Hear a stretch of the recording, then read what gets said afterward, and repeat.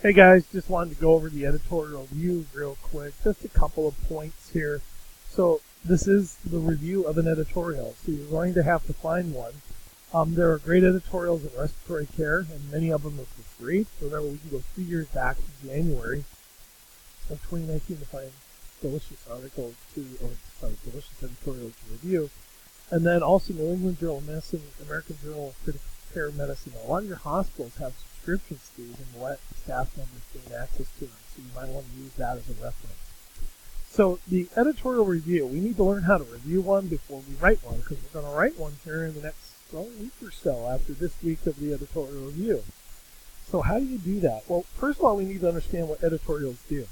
And really, there are about 3 types of editorials. And I'm not talking the ones that are in the newspaper.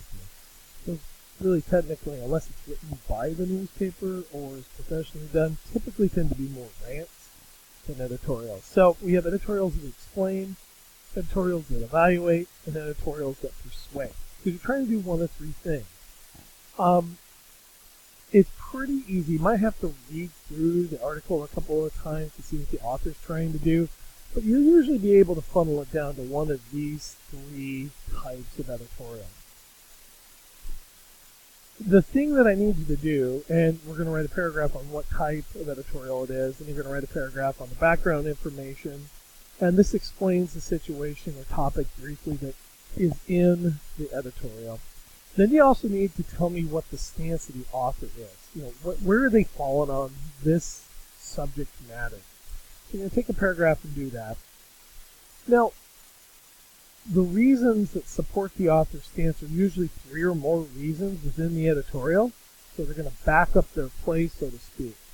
And so you're going to have to explain what those are, and if they even in fact do this, because remember, this is a critique. It's a review, a critique. So you're telling me, 1, did they provide proper background information? Did they provide a stance, and what was it? Did they provide the reasons to support their stance? And did they at least have 3 reasons, or did they only have 2, or did they really only have 1? So some are better than others on these editorials. Then this is the really hard part that a lot of people who write editorials have a problem with. You got to tell us what the other side has to say. Now, you don't have to completely make the case for the other side, but you at least got to recognize the other side for what it's worth. And so a lot of things you'll find out, and a lot of editorials you'll find out, they don't do this in the best manner. So you got to tell me, do they or do they not offer a rebuttal, the opposing side, and what they were kind of expressing when it comes to a particular topic. Then we have to kind of evaluate the conclusion.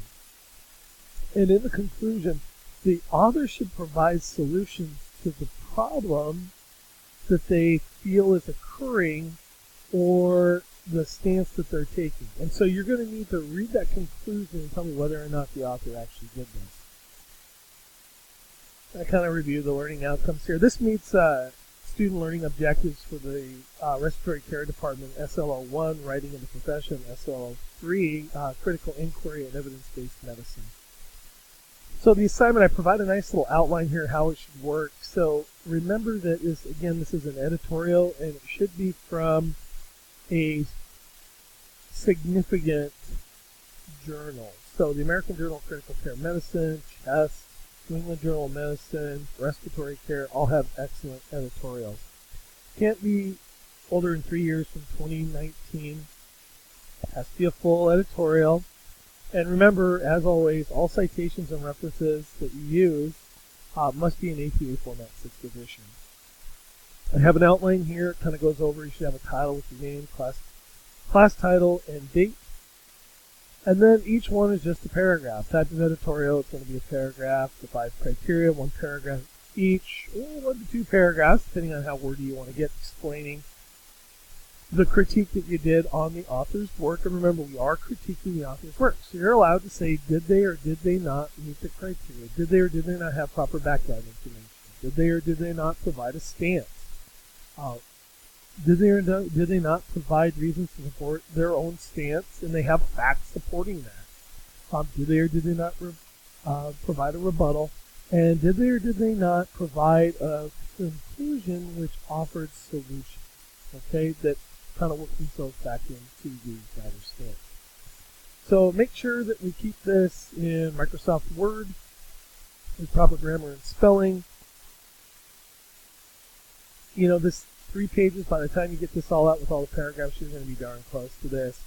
Font needs to be New Times, Roman or Arial. Definitely one font color. It should be black. And it should be 12-point font, and we are using APA format. And then last but not least, to title the file, you need to have your last name. Oops, excuse me here. We got some stuff coming up on the screen here.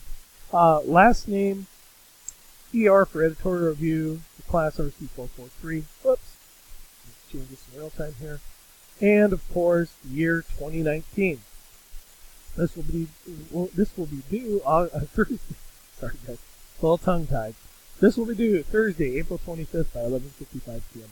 Standard Time. Please post this to my email, which is right there down in the corner at dseats@boiseState.edu. Thanks for listening, and I hope this helps. Have a great day.